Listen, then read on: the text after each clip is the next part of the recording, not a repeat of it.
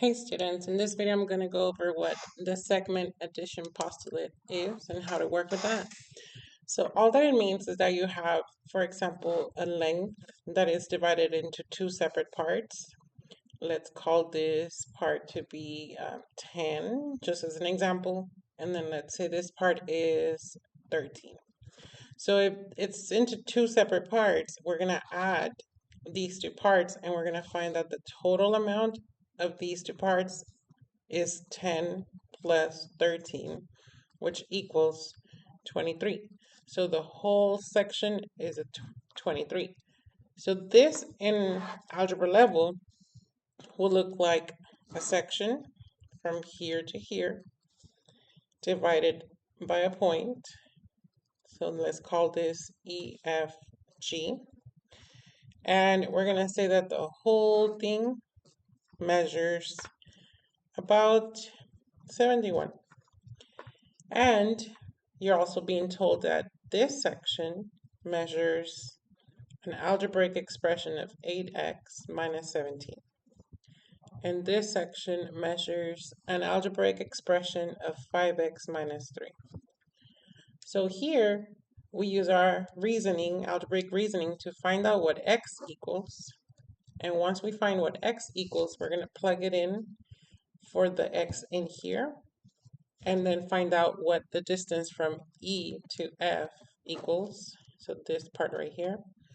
And then the distance from F to G equals.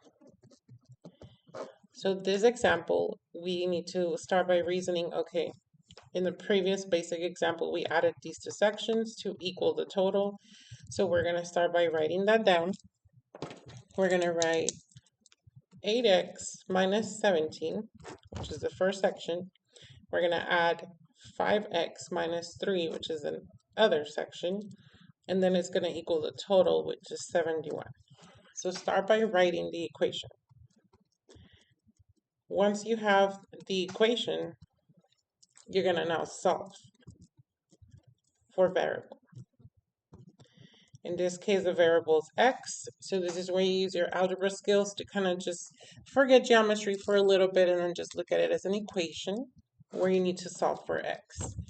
So the first part in solving equations is always to check if you can distribute. Distribute is when you have parentheses and you want to multiply something inside another term or expression. Here we don't have parentheses, so we're done with this step. Next is to combine like terms. This is where you look on the left side of the equation and you ask yourself, can I combine anything on this side? And then you look at the right side of the equation and then you ask yourself, can I combine anything here? So it's combining like terms separately. Here we do want to combine this. The 8x and the 5x are like terms. So you have 8x plus 5x, which is 13x. And then you have the number negative 17 and then negative 3. So those are also like terms. But it's negative 17 minus 3. So that ends up in negative 20. So you do have to either use a calculator or just keep practicing those skills of adding and subtracting positives and negatives. All right, so as far as combining like terms, we got that step. Next, we want to keep solving for x. So this is where you're going to move. You're going to move the x's to one side of the equal sign and then the numbers to the other. And it could look like this or vice versa, as long as they're separate by the equal sign. They're on opposite sides. So here we have the x on the left side. We have a number on the left side, and then we have a number on the right side. X is already on the left side. There's nothing on the right side, so we're done with moving x. So now we need to move the number. So this number, if the x is going to be on the left side, then the numbers need to go on the right side. So we're going to move this by adding the opposite. So here's negative 20, and we're going to add 20. What's going to happen here is that we're going to make it disappear. It becomes a 0, which is what we want, because now we're going to have 13x on the left side. But anytime you solve equations, you want to keep it balanced. So you added 20 on the left side, you're going to add 20 on the right side. 71 plus 20 will give you 91. So now this is the last step of solving for x. We want to isolate the variable. Right now, this 13 is multiplying times the x. If it was adding, it will look like this. If it was subtracting, it will look like that. If it's multiplying, it looks like this. And if it's dividing, it will look something like this, like a fraction. So right now, this is the closest that it looks like because that is what's happening. Right now, it is multiplying. So to undo that, we need to do the opposite. So the opposite of multiplying is dividing. So we're going to divide by 13 to cancel that 13. And it doesn't cancel, it just simplifies to a 1, which is what we want. We want to have 1x. What you do to one side of the equal sign, you got to do to the other. So we're going to divide by 13. So here the x ends up resulting as equaling 7. 1x equals 7.